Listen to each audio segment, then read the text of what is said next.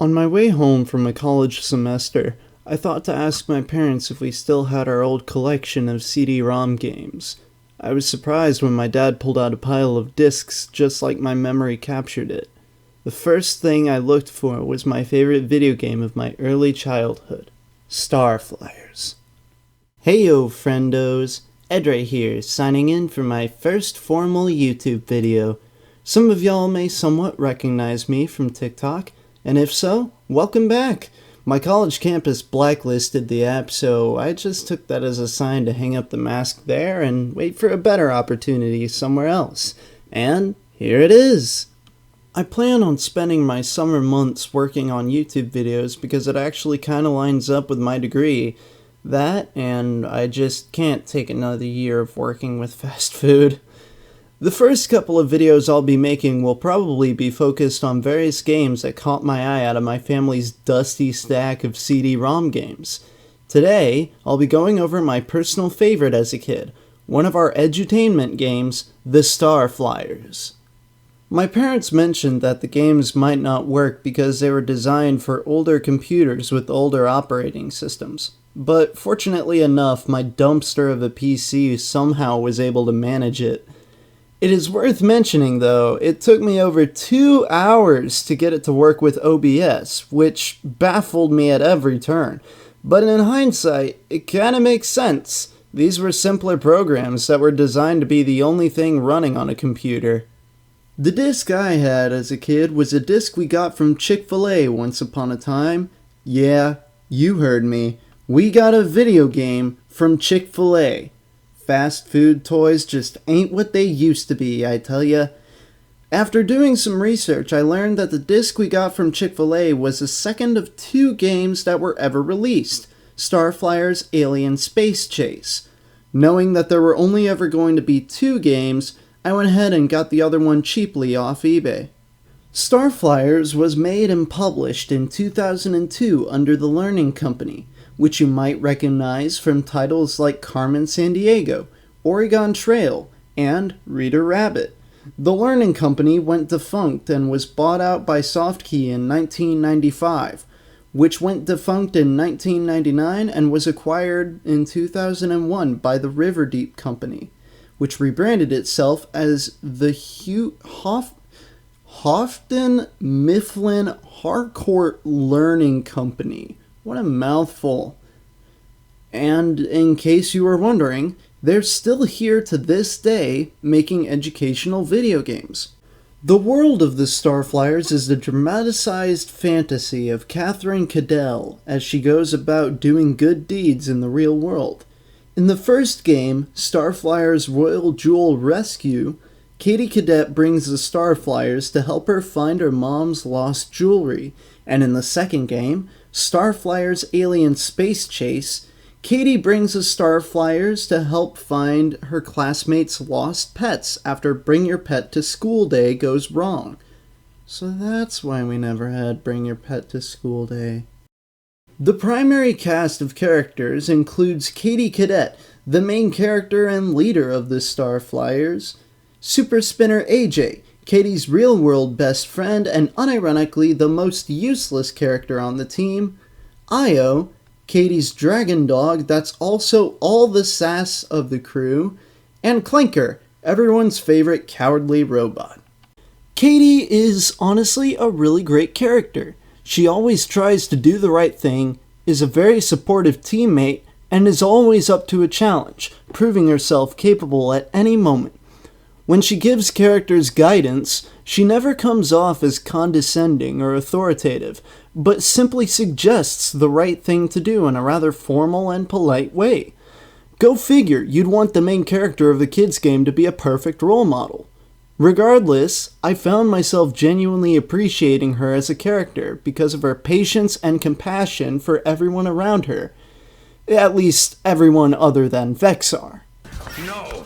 No! No! AJ is the team navigator and resident smart person, rattling off, according to my calculations, much more than necessary. I just wanted to make a quick editor's note. I went through the footage trying to find a point where he actually said, according to my calculations, and I can't find it.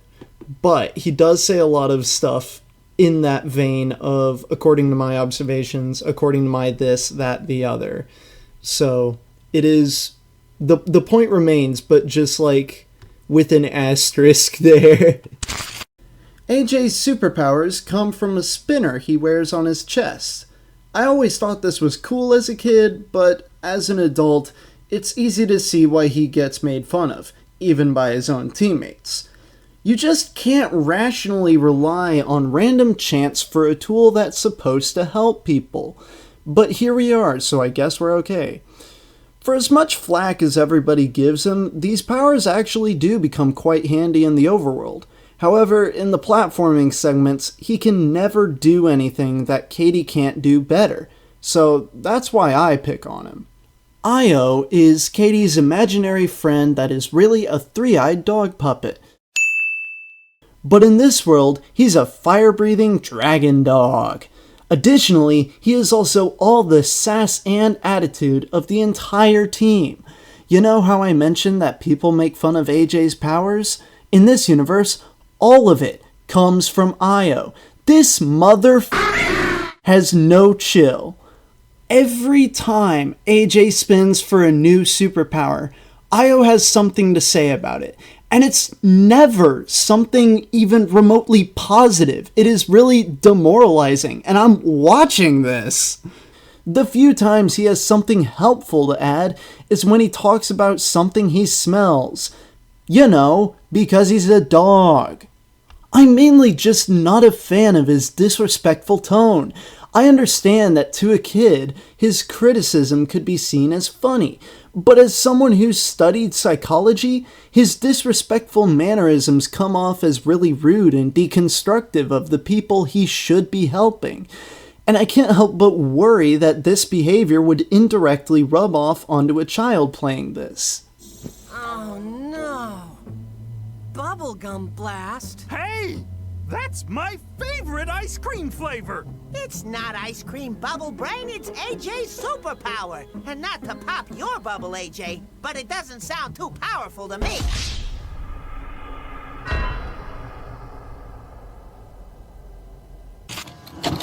After reading that last portion of the script to myself, I want to make it clear I'm not trying to beef with Io or cancel him or anything like that. I'm just voicing a concern.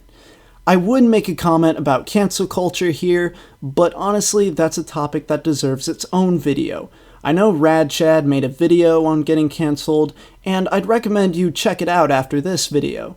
I'll leave a link in the description below so you can watch it later. And while you're down there, leave a comment if you think I should make a video on that or any other particular topic. Anywho, where was I? Ah yes, lastly, there's Clinker. Good old Clinker. He's an idiot. Clinker is the robot for the sake of being a robot. Also, he's always hungry. For some reason. Clinker is simply a buffoon with good intentions. What I really like, though, is that there really aren't many times he makes a mistake that has heavy consequences. Outside of one time he knocked out his own battery. Oh no! My battery! Bruh. It's just that when he talks, he says some of the silliest things that remind everyone that he isn't smart. Yikes! What's that, AJ? Then there's also the antagonist, Victor Wexler, or in Katie's imagination, Vexar. He's described as a, quote, bully and scourge of the neighborhood.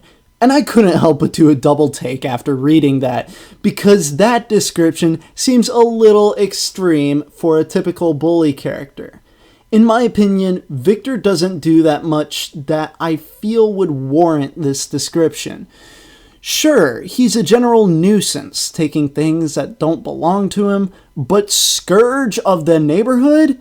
It just seems extreme. I'll scare somebody good with this. I wonder who's in the cafeteria. Vexar strikes again. Without Madam Slither, you space ambassadors will never hold your vote. I also just want to mention, in the first game, Victor Wexler just straight up steals a ring he finds on the ground. Katie tells him that it's her mom's, but he just keeps on going. I get being a loot goblin, but like, dude, what do you have to gain from this that would make it worth the trouble? Bro really just chose evil and called it a day. Joking aside, I find it interesting that the reasoning for the StarFlyers quest changes between real life and Katie's imagination. Specifically, in Alien Space Chase, Victor Wexler disrupts Bring Your Pet to School Day by popping a bubble of gum and grabbing a snake, hoping to scare someone. However, when the framework changes to the StarFlyers, all of the pets are personified as intergalactic ambassadors holding a vote, and Vexar sabotages the vote, sending everyone into a panic as he kidnaps Madam Slither, the snake.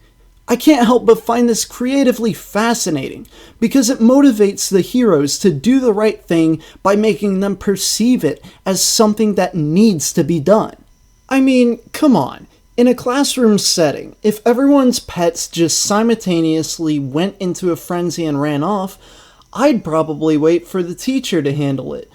Katie, realistically, could have done the same thing, but instead, she motivates her team to do the right thing and help. This reflects Katie's perception and thought process. Somebody needs to help, and that somebody is us. I just wanted to gush about that. I think that's narratively genius and something that belongs in a kid's game. I also want to take a second to talk about the worlds Katie imagines. There's a general theme around them that is represented by where the team would be searching in the real world. These worlds are inspired by a cup of hot chocolate, a fish tank, the pipes under a sink, and my favorite, Funopolis, based on the school playground. I bring this up entirely because I find it hilarious that there is political corruption in Funopolis. The fun police stop you because they think you're not having fun, so they tell you to go down the slide. But you can't go down the slide because you don't have a fun pass, so you're not allowed to do that either. And the funniest part is that there's no way to get a fun pass on Planet Funopolis. You need to leave, and there just happened to be a fun pass in the pipeworks. So after finding a fun pass in some random drainage pipe, you're finally legally allowed to exist on this planet. Bro, oh my god! Moving on, the games themselves follow the same format where you look for various characters from a checklist between 4 different planets. The first planet is functionally your starting area, either being home base or the Intergalactic Academy, depending on which game you have. Then there will be 2 other planets that are largely similar in that they will have at least one minigame and other interactive elements within the environment. Another consistency is that the final planet will always be a multi-stage platforming gauntlet where you face down Vexar and put his plans on ice. No. I have no idea what that implies happened in the real world, and I am all too curious. Outside of the minigames, this game is just another point-and-click adventure. Pretty much all the minigames involve adaptive problem-solving, honing skills such as planning, resource management, spatial awareness, timing, and above all else, memory. In the first game, Royal Jewel Rescue, there are 3 unique minigames. One involves making burgers at a fast food restaurant by timing the movement of the platform and learning the names of the ingredients. One where you have to construct a safe path for these little dudes that only walk forward. And lastly, there's one where you have to program a path for the snooze cruiser inside the digestive tract of a friendly sea monster. Don't worry about it. Everything's fine. You don't need context. In the second game, Alien Space Chase, the unique minigames include a trial and error segment with multicolored slides. No, the colors do not stay the same. A memory game using hand evaders, A game where you make a pipe for Commander Anchovy to swim through, and my personal favorite, an art game where you redraw an alien, his pet, his trees, his home, and his spaceship after they were all erased by a space mop. So, I could do this. But why would I do that when I have the power of creativity?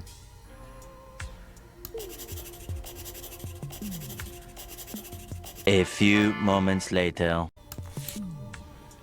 You know, it's only fitting that he would be plaid too, just like his head, you know? Something about these minigames, and this is kind of standard for kids' games, is that you never really fail. The penalties for making mistakes are always minor setbacks, making the only way you can truly fail is if you give up, and that is something vital that kids need to learn in life. Generally, the earlier the better. Something else that I legitimately appreciate is the gentle and encouraging motivation the game provides for the player. In the difficulty settings, instead of choosing between easy, medium, or hard, it offers tough, tougher, and toughest, subtly hiding any pressure a child might feel if they were to choose the easy option. It's a very subtle way to make young players feel good, even when they aren't up for a challenge. All in all, I actually had a fun time with this game, even as an adult. It's kind of embarrassing to admit that I had fun with a kids game like this, but it's mainly because I appreciate all of the smaller details in this game that made it so much more enriching for kids. I honestly wish there were more games like this nowadays, and I honestly don't know if there are. I haven't been looking for any. All I know is that this was a hidden gem that I grew up with, and I sure hope that I can preserve it until the day I might have kids of my own. This would be something perfect for any kid who wants to get started on video games. I'm just glad that I got to bring you along for this little stroll down memory lane. Anywho, that's about all I've got for you today. Until next time, hasta la pasta, my breadsticks!